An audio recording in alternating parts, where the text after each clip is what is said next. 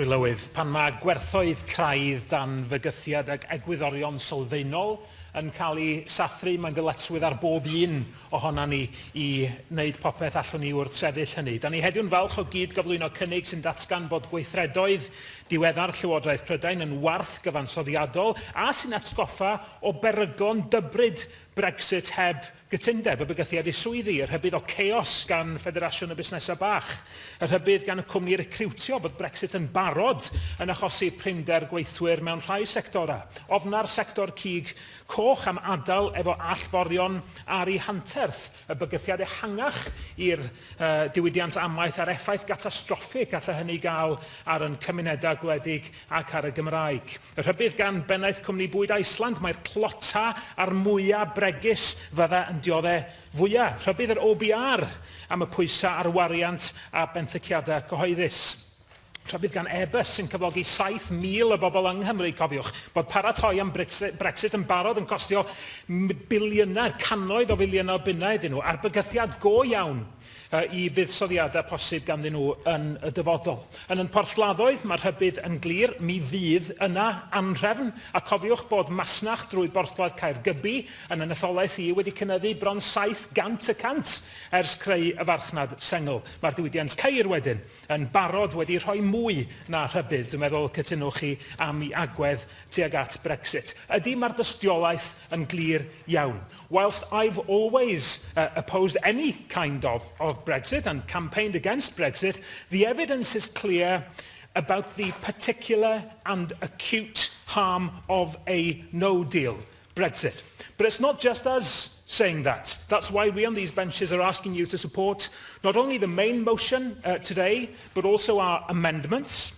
One of which, Amendment 6, calls for the publication of the Yellowhammer document, which will show, no doubt, that UK government itself is fully aware of the dangers of a crash-out no-deal Brexit, but is still ready to inflict that on the population.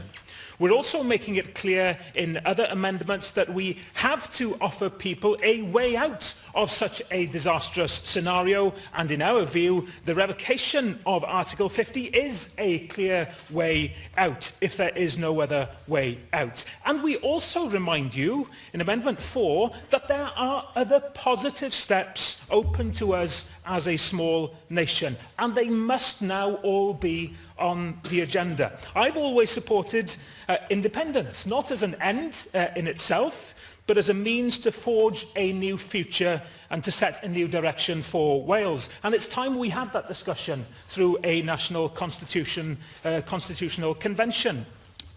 Independence, I know, is an emotive word. It can be misused and it can be twisted, as I think it has in the context of Brexit. But we know here what it means and what it can mean for Wales. And to me, it conjures up opportunity, freshness, challenge, yes, certainly, but also real hope.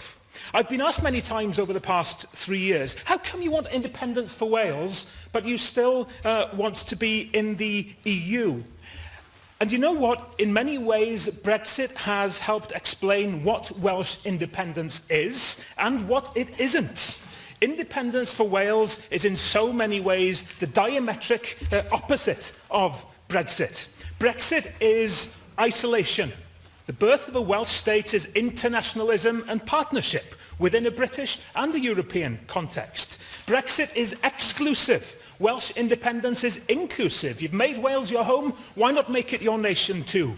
Brexit screams Rees-Mogg-style superiority of empire. My dream is for Wales to build its future as an equal to others. Not better, just equal.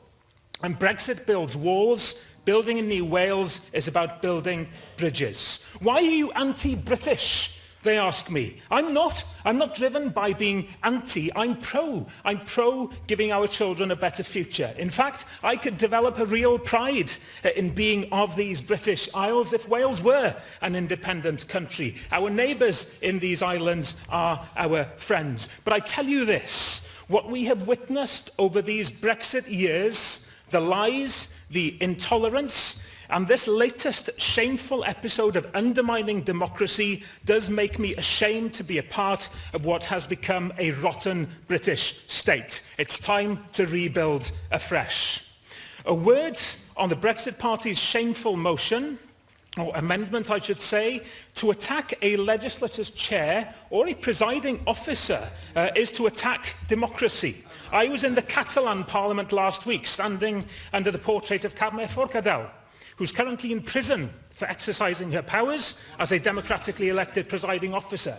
And as for your clean break Brexit, there's nothing clean in your dirty deals that would ensure that it's the poorest in this country who'd be left to rot as your privileged leaders lounge back disgracefully on their benches of entitlement. Vote for the motion and our amendments today. Let's not be hoodwinked into thinking that our demise is an inevitability.